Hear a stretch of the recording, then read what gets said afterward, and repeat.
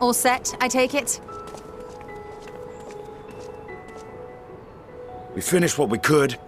Delivered supplies, tracked down escaped animals. Trivial tasks as they may be.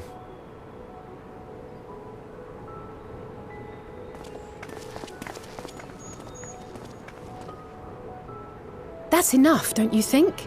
If there was anything more important still undone, that would be a problem in itself. The vessel is essentially ready for departure.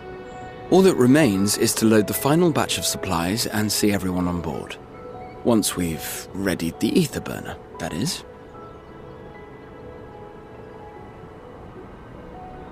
Ah, had a feeling we might find you all here. Our consultations with the Loperites, too, have run their course. Pleased I am to say that our researchers' concerns have for the most part been allayed, though some insist on making adjustments to the very end. For their part, Livingway and her peers have graciously offered to stay and keep the people company, lest any lingering queries go unanswered. All that remains is to wait for the refined adamantite. Alphino, are you there? It's me, Cryo. Your special delivery has arrived. Round up everyone and come to the harbour at once.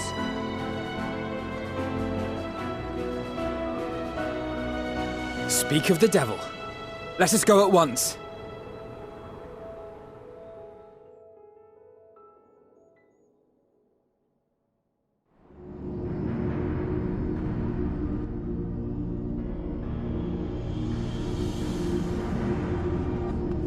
Forgive the intrusion, Master Fortuner.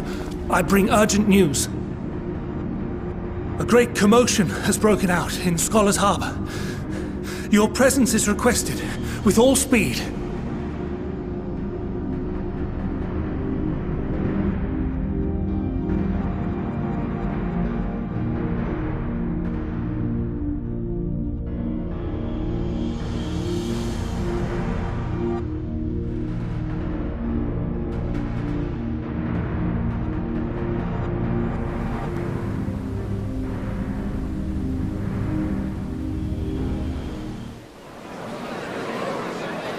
Now, where might this delivery be?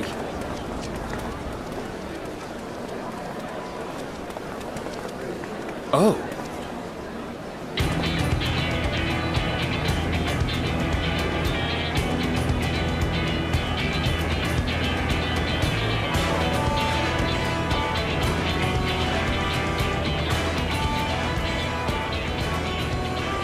I'm sure it's very important, but we cannot accept these without the proper permits. By the 12! Surely, these can't all be.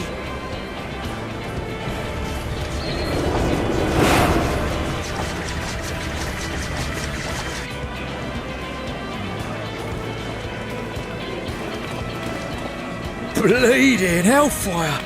They're bringing them by sea and by air. All these folks in these crates.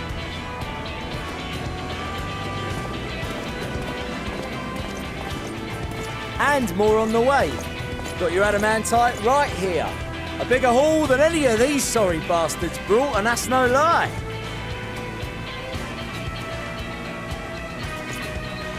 Yes, because you were charged with seeing the shipments from Gridania and Uldar here, along with your own. Give credit where credit is due. Sounds like the sorry whinging of a sore loser. An hypocrite to boot. Ain't no way a scrawny whelp like you took a dozen steps inside a Adamant shard. I'll have you know I went all the way to the entrance. Furthermore, 'twas my contacts that enabled us to enlist the cooperation of the Sky Pirates. Left you outside so you wouldn't get anyone killed, did they? Well then, credit where credit's due, you did a right fine job sitting on your ass. Take that back. Make me. I will not stoop to your level.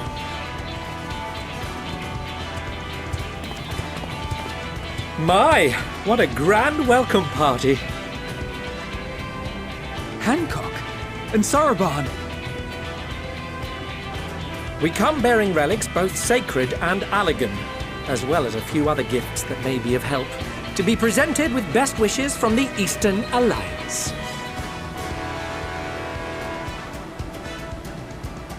Our friends in Bosnia, for instance, have sent along a few artifacts for the brave allies of the Resistance.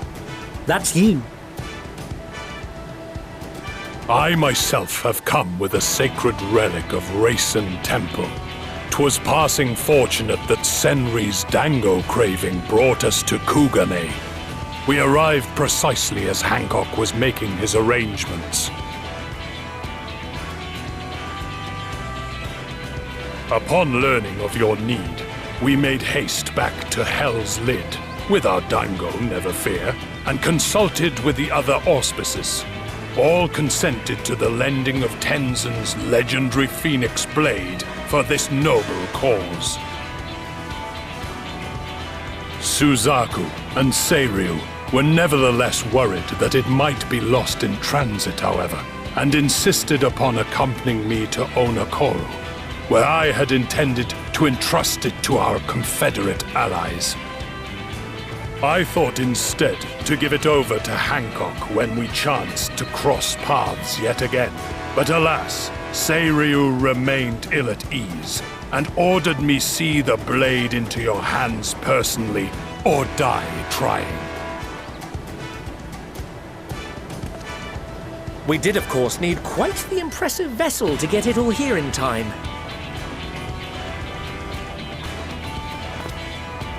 Fortunately, our majestic associates have been more than helpful. 'Tis an honor to join the Warrior of Light on another adventure, they tell me.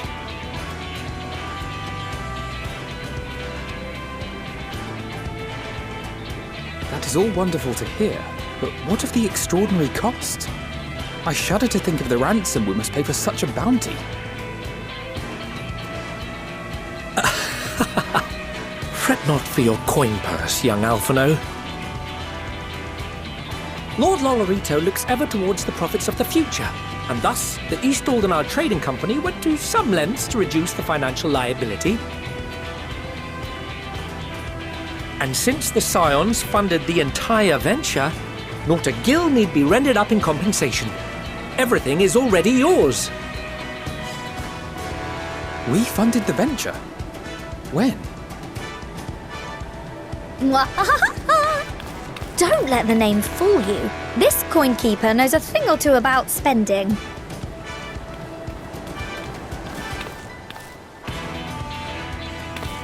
When it comes to capital investiture, a sprinkling of gil here and there will not do.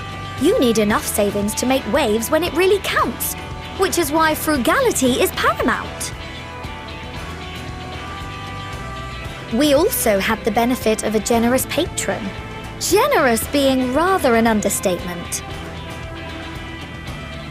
She has supported us from the shadows since the very founding of the Scions. We even had coffers to fill. Mother! Amelians. I remain, of course, an entirely neutral party. I simply thought our family's coffers were needlessly full. We can hardly take them with us on your teeny-tiny toy boat, now can we? And 'twould be a shame to leave all that hard-earned wealth unspent.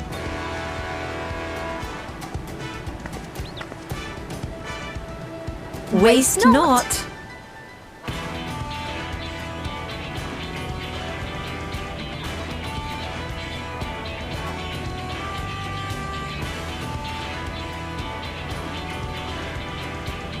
However did you manage so much in so short a time, then? We expected word to reach only a fraction of our allies. Did I not tell you I have my ways? Erenville! You were involved too! I received a letter from Cryo after we parted ways in Labyrinthos. She explained what the Scions were trying to accomplish, and why you might soon require the services of the Gleaners, spread across the world as we are. I pray you do not interpret this as a betrayal of Charlotte. I accept that the Forum's aim in pushing us to our limits was to preserve what knowledge we have, and I bear you no ill will for it. Yet, in collecting that knowledge, what I came to appreciate most about our star is that there remains so much we do not know. That is why I chose to help the Scions, to combat the obliteration of those countless, undiscovered wonders. I held no illusions that they would be less demanding taskmasters. Though, rest assured, if I had, I would have been sorely disappointed.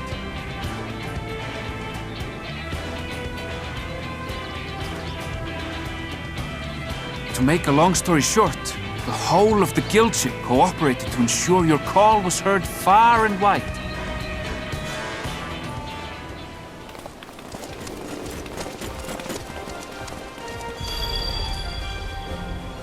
What's this about a ship that can fly to the moon? And why didn't you mention it sooner? The one time you don't beg my aid, your problem's a bloody ship that can fly to the moon! Sid! You brought the team! Of course! Garland Ironworks' finest. You need only point us towards my new favorite ship. Oh, I nearly forgot. We stopped by Whirlwind before coming here and picked up a package from Gaius. He's still of the mind that actions make for better penance than words, contrite or otherwise, so we offer none of the latter.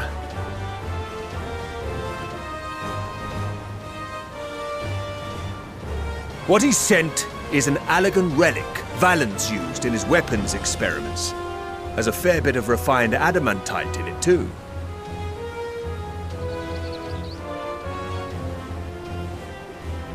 As you like us not suspect, we've also brought adamantite for Mordona's Dalamud shard. I admit to some consternation upon first receiving Kryle's message. So few Scions remain at the Rising Stones now, far too few for such an expedition. However, the Gleaners were able to secure us reinforcements. Idleshire's treasure hunters, not least among them. I know. How the Gobbyflock fought. Slowfix's gratitude for the safe return of his daughter has not waned, and he gathered his kin to our side with an astounding quickness. The clash between their machina and the Allegan defences was a sight to behold. I wager even you would have been impressed by the magnitude of the gobby booms.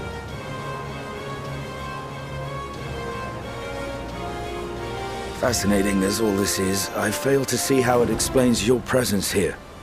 Does Razat-Han not have more pressing concerns?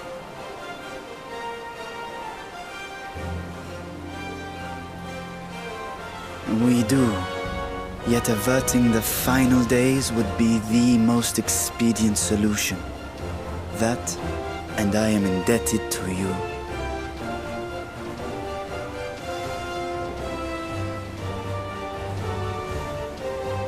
Though they chose to take their leave of Thavnair, those you saved in Galimund remain my people. My gratitude is beyond words. 'Tis appropriate that I aid you in kind. If in the doing we bring salvation to others of this star, so much the better. You will recall that I spoke of my father, Midgard Summer, and his journey across the great expanse. As he traveled betwixt the stars, his resplendent scales drank of the ether in those nigh empty surrounds, and imparted to him the strength to persevere.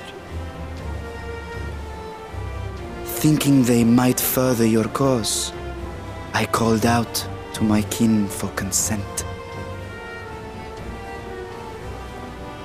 Ajdaya's answer was silence, as ever. Tiamat and Chris-Velgre, however, responded favorably to the suggestion. My sire, too, stirred from his slumber long enough to speak and say, "Very well. Thus have I brought you his own worm scales. Fit them to your purpose, and seek a worthier fate for us all."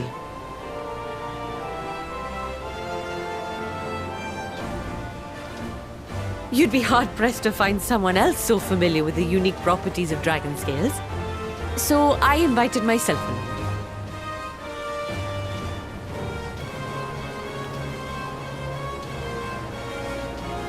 Bugger me, this is so unbelievable. I've gone right back round to believing it again. Forget a 6% gain in efficiency. With all these goodies, we could get 7, no, 10, no, 14 bleeding percent. Think of how far we could go. What we could do with that much power. What we could blow up. If Kokol is duly convinced, then it must be true. In which case, the Scion's end of the bargain has been fulfilled. Would you not agree?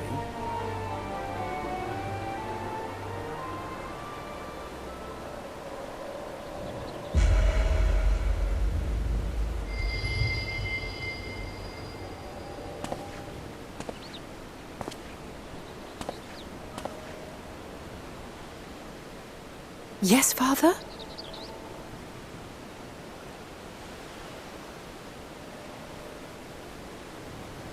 I know not what you seek of Hydaelyn, nor for what purpose you would take command of our ship. Yet this much is certain. To do so will be to dictate the fate of this star and the lives upon it. The lives of each and every creature, in their magnitude and their fragility. Do you understand? And are you prepared? We have seen and we have felt how much each life shapes this world. And so we are determined to abandon none. We understand what is at stake, and we are prepared to bear this burden.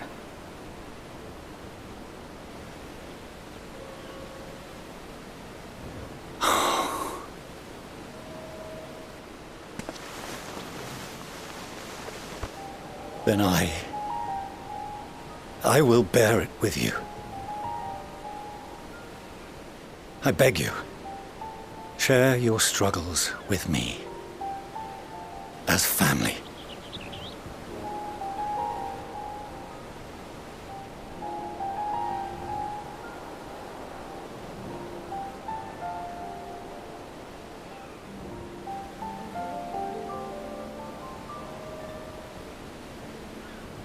You grasped my fingers with such tiny hands the day you were born. I thought my heart might burst. 'Twas love and happiness beyond expression. Overwhelming, and a conviction so powerful that I trembled with something close to rage. I had heard the final days foretold. I swore to myself then and there that I would not let them steal your futures.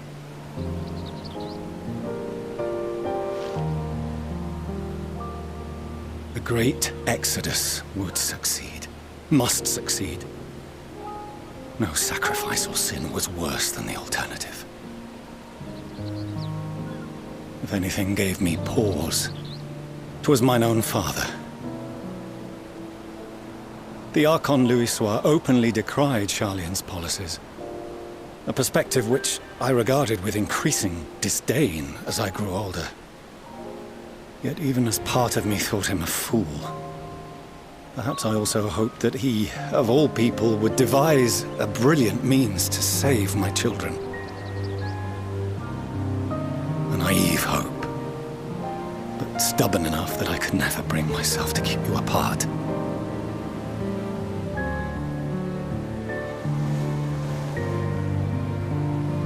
No, that was his doing, when he perished at Carteneau. As we pulled that twisted slab of Dalamud from the sea, I remembered the warmth of your newborn touch. Chastened, I vowed never again to suffer any interference in my mission to protect you. No matter that you yourselves wished otherwise. Detest me, fight me tooth and nail, I would suffer it, and more, and be satisfied so long as I could force you onto the ship.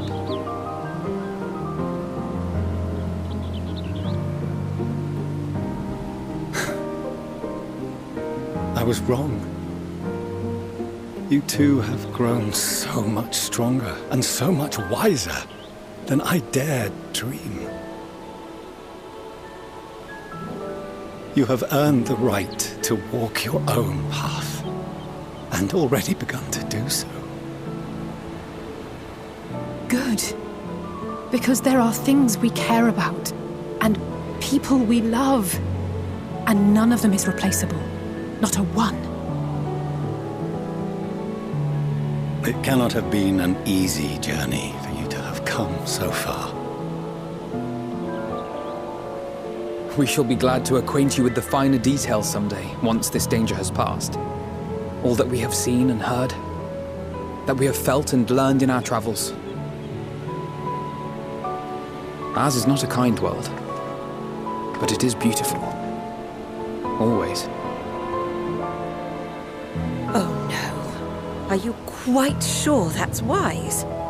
After all, someone turns pale and flees the room when he sees so much as an envelope containing word of your adventures. Whatever will happen if he learns what you were really up to? Amelians.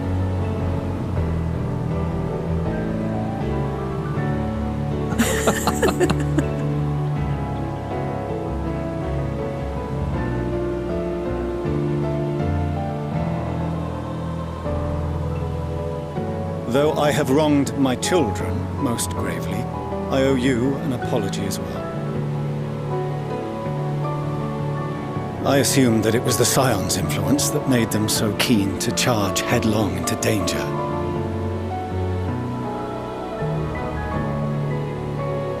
Yours, in particular. I see now that said influence instead brought them together with the many fine people gathered here today. In which case, I hope you continue to guide them.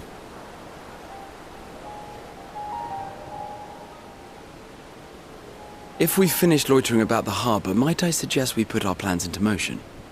People are beginning to look confused. Perhaps you can spare a few words ere they resume the tedious lugging of cargo. You have no small number of friends and admirers here, after all.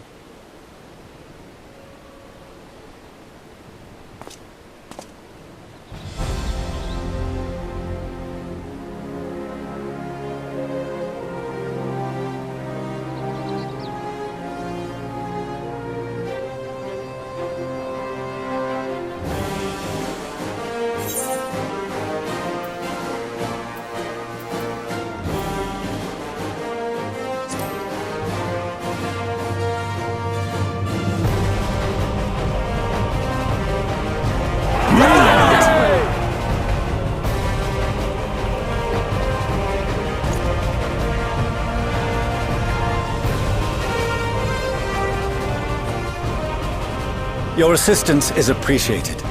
Now, in an orderly fashion, if you please.